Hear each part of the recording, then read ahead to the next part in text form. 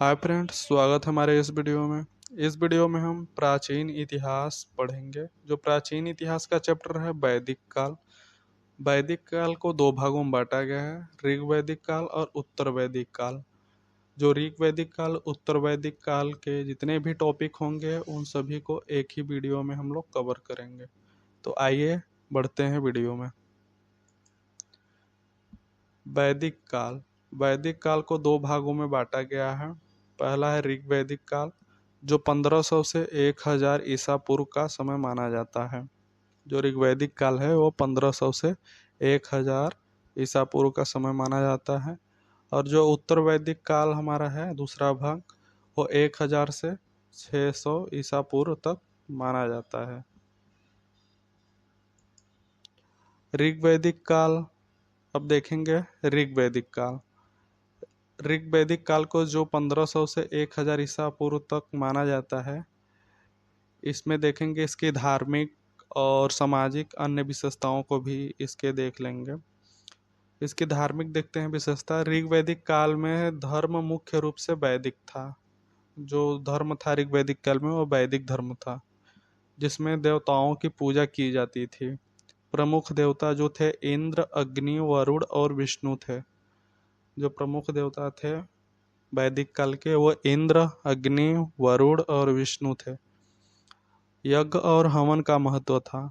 जो वैदिक काल था ऋग वैदिक काल, उसमें यज्ञ और हवन का अत्यधिक महत्व था, जो धार्मिक अनुष्ठानों के रूप में किए जाते थे। कर्म और पुनर्जन्म का भी अवधारणा था। वहाँ पे कर्म और पुनर्जन्म की भी बातें की जाती थी ऋग्वैदिक काल में। तो ऋग्वैदिक काल की जो प्रमुख नदियां हैं उन्हें भी देख लेंगे। और प्राचीन नाम जो है ऋग्वैदिक काल के नदियों का, वे इधर है इस साइड, और जो आधुनिक नाम है इस साइड है। तो जो प्राचीन नाम है कुंभ, कुंभ को क्या कहते हैं आधुनिक नाम? कुर्रम। और कुंभा, कुंभा को क्या कहते हैं आधुनिक नाम? काबुल। और बितस्ता, जो बितस्ता है प्राचीन नाम, उसको झेलम कहते हैं। आक्स्किनी, आक्स्किनी जो है उसे चिनाब कहते हैं। परुष्णी नदी को क्या कहते हैं? रावी नदी कहते हैं। शत्रुदी नदी को सतलज नदी, और बिपाशा को ब्यास, सादा नीरा को गंडक नदी कहते हैं, जो कि इन लोगों का आधुनिक नाम है। और दृश्यधती को क्या कहते हैं? घगर नदी। गोमती को क्या कहते हैं? गोमल। ये जो गोमती नदी है ना, ये प्राचीन नाम है। और गोमल इसका वर्तमान जो नाम है वो गोमल नाम है। तो इसको कंफ्यूज मत होइए जा, एग्जाम में आ भी सकता है। और सुस्वतु जो है नदी, प्राचीन नदी है, उसे स्वात नदी के नाम से जाना जाता है। तो ऋग्वैदिक कालीन देवताओं को भी देख लेते हैं, इनकी इनको क्यों महत्व दिया जाता था। तो जो इंद्र थे, ये युद्ध का नेता एवं वर्षा के देवता के रूप में जाने जाते थे। ऋग्वैदिक काल के लोगों को संबंध में जो मानते थे उनकी विचारधाराएं थे। जो अग्नि है, ये देवता एवं मनुष्यों के बीच का मध्यस्थ थे। अर्थात वो अग्नि के द्वारा ही मनुष्य और देवताओं के बीच मध्यस्थ हो पाता था।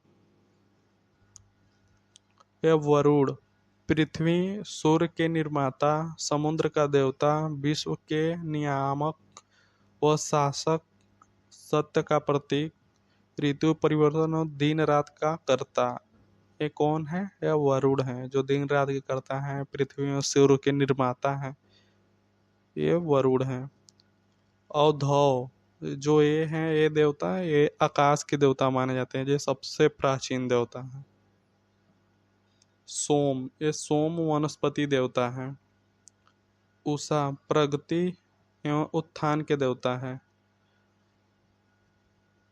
अश्विनी, जो अश्विनी देवता हैं, ये विपत्तियों को हरने वाले हैं, मतलब समस्याओं को हरने वाले हैं। कौन से देवता? अश्विनी। और पूषण, पूषण देवता है पशुओं के देवता को पूषण देवता कहा जाता है। जो पशुओं के देवता हैं उन्हें पूषण देवता कहा जाता है।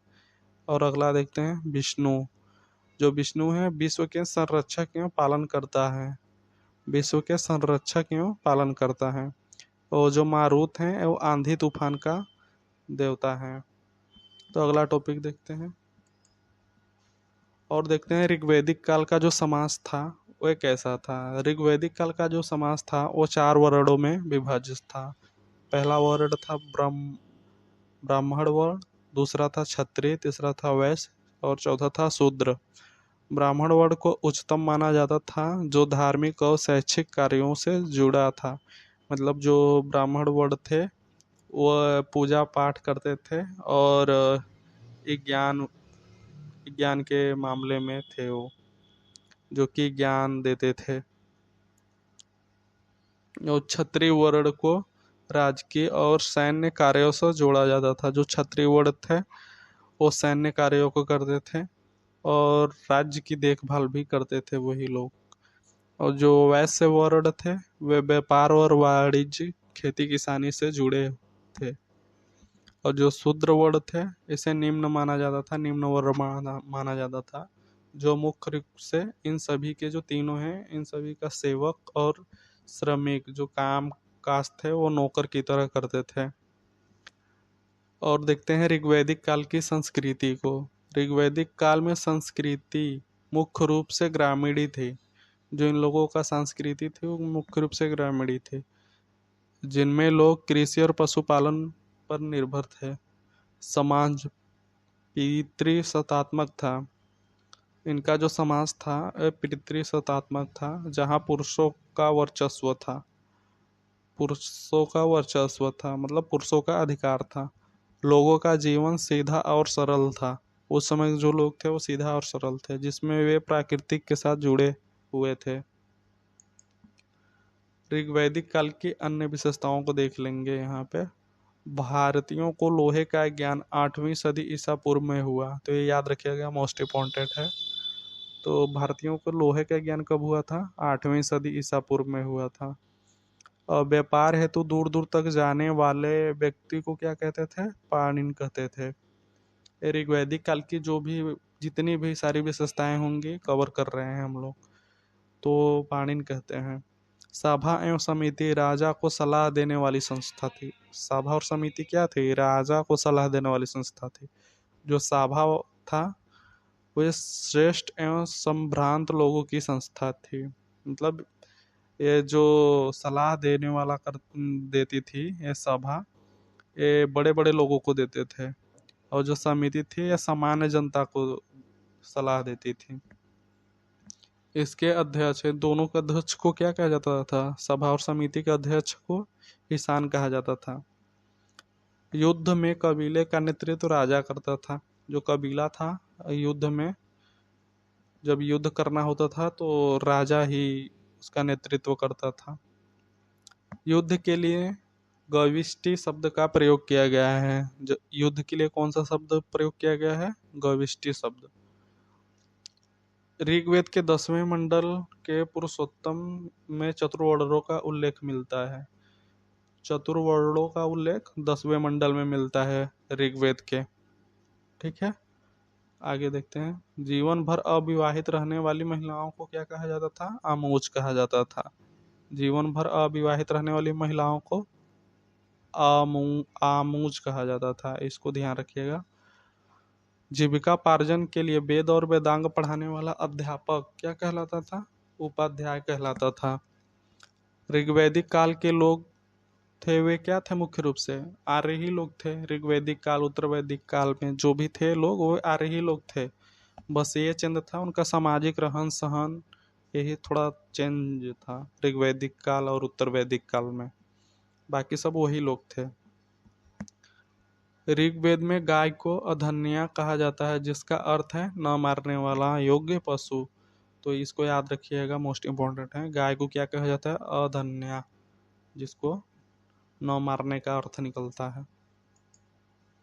अगला देखते हैं उत्तर वैदिक काल। ये हम लोगों को क्या है? ये दूसरा है, वो फर्स्ट था, ये दूसरा है उत्तर वैदिक काल। ठीक है, उत्तर वैदिक काल को देखते हैं, इसमें क्या क्या चीज़ें हैं, कब से शुरू हुआ। उत्तर वैदिक काल का आरंभ 1000 ईसा पूर्व से 500 ईसा पूर्व तक माना जाता है। सभ्यता और संस्कृति। उत्तर वैदिक काल की जो सभ्यता और संस्कृति है उसे देखते हैं। उत्तर वैदिक काल में सभ्यता अधिक विकसित हो गई थी, जिसमें शहरों का विकास हुआ। जो उत्तर वैदिक काल था वो ऋग्वेद काल में अत्यधिक बदलाव देखा गया। ऋग्वेद काल से अत्यधिक बदलाव देखा गया उत्तर वैदिक काल में।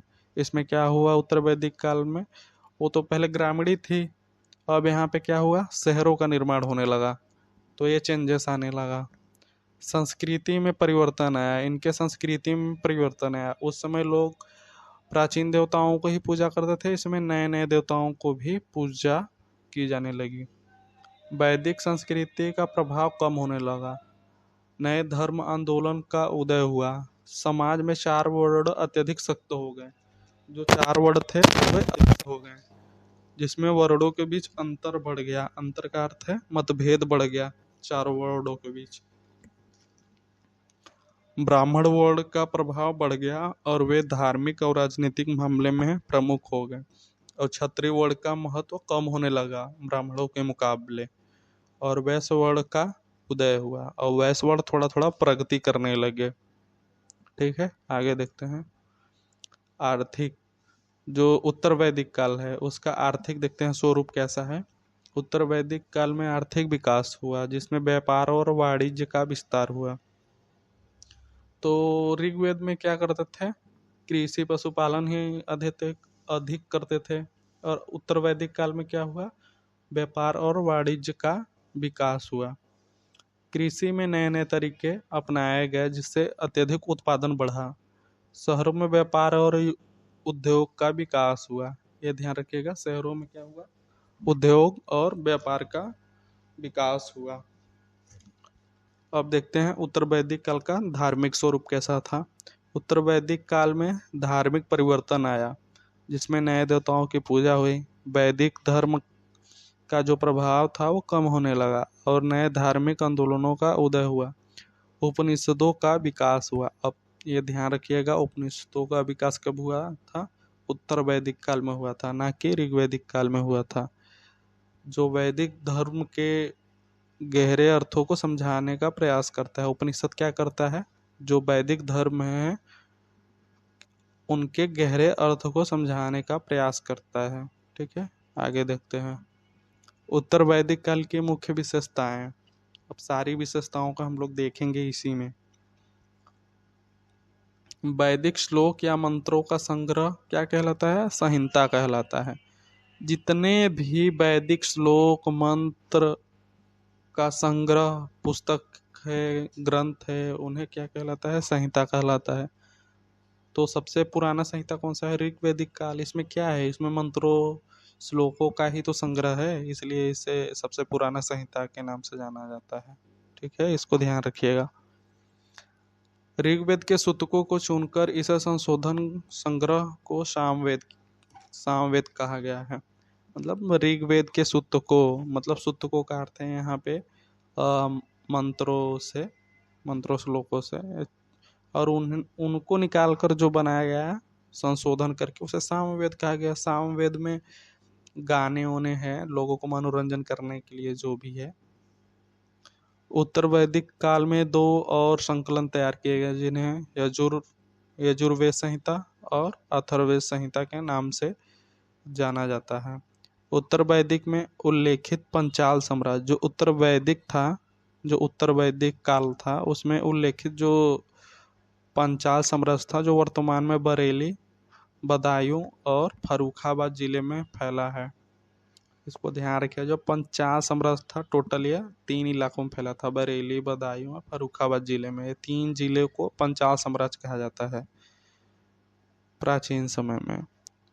अब अगला देखते हैं, यह राज अपने दार्शनिक राज्यों और ब्राह्मणों धर्मशास्त्रियों के लिए प्रसिद्ध था। जो पंचाल साम्राज्य था यह दार्शनिक राजाओं और ब्राह्मण धर्मशास्त्रियों के लिए प्रसिद्ध था। वैदिक साहित्य में राम कथा का उल्लेख नहीं मिलता है, तो इसको मोस्ट इम्पोर्टेंट मानकर चलिएगा कि वैदिक साहित्य में राम की कथा का उल्लेख नहीं मिलता।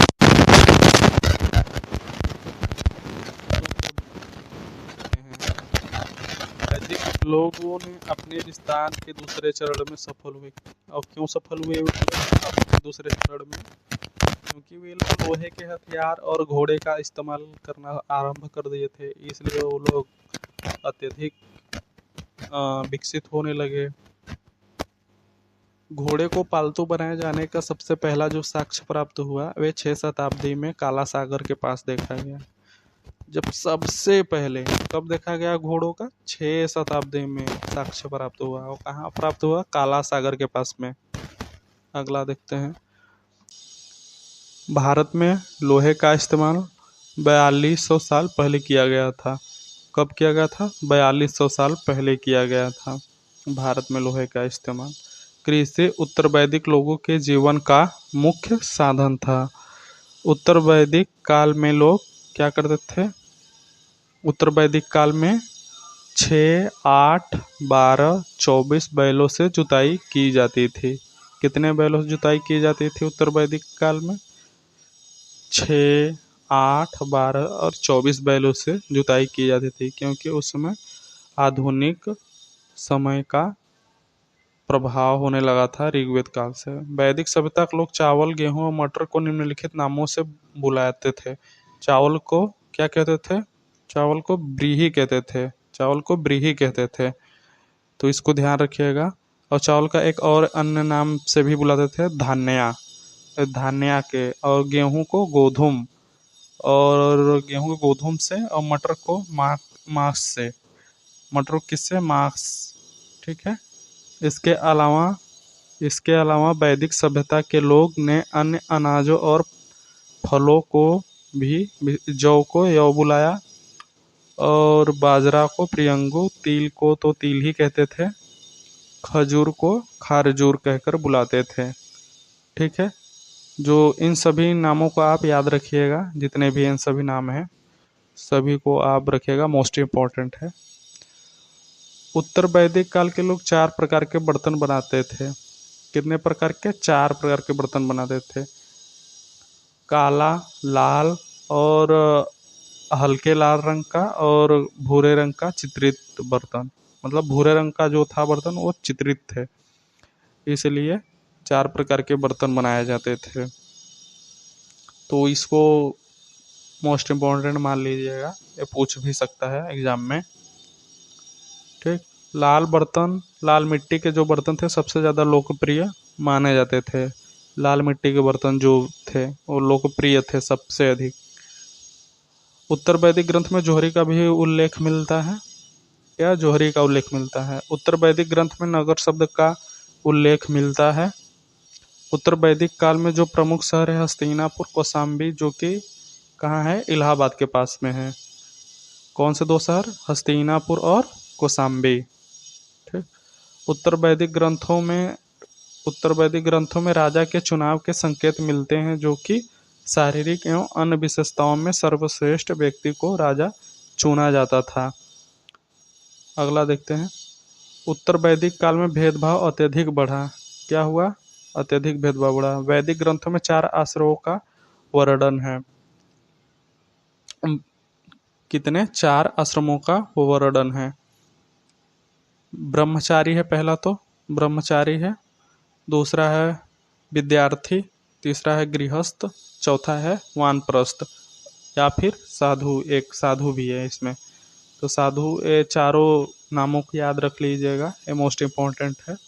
उत्तर वैदिक काल में 2 देवता इंद्र और अग्नि अपना प्राचीन प्रभुत्व खो चुके थे। उत्तर वैदिक काल में प्रमुख देवता रुद्र, जो कि पशुओं के देवता कहलाते थे। कौन से पशुओं के देवता कहलाते थे? विष्णु, जो कि जनरक्षक माने जाते थे। जो विष्णु देवता थे वो जनरक्षक माने जाते थे। 60 लाख ईसा पूर्व में काला सागर क्षेत्र में पालतू घोड़े के साक्ष्य मिले। कितने? 50 लाख ईसा पूर्व में मेसोपोटामिया में लोहे के भी साक्ष्य मिले। कब? 50 लाख ईसा पूर्व में मेसोपोटामिया में लोहे के साक्ष्य मिले। यहाँ पे साक्ष्य रहेगा, इसको ध्यान रखिएगा, यहाँ पे साक्ष्य रहेगा।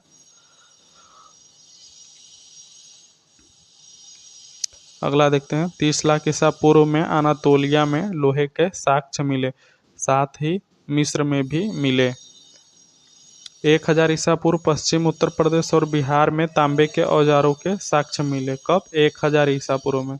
1000 ईसा पूर्व में गंधार 1000 ईसा पूर्व में गंधार, बलूचिस्तान, पूर्वी पंजाब और पश्चिमी उत्तर प्रदेश, मध्य प्रदेश और राजस्थान में लोहे के साक्ष्य मिले। कब? 1000 ईसा पूर्व में लगभग भारत में मिले, जो भी है 1000 ईसा पूर्व में ही मिले अधिकतर। 600 शताब्दी ईसा पूर्व में पंचाल और बीते ही उपनिषदों का संकलन हुआ। Thanks for watching. तो आप इन वीडियो को लाइक कर दीजिए और चैनल पर नए हो तो सब्सक्राइब कीजिए और दोस्त अपना सपोर्ट दिखाइए हमें। धन्यवाद।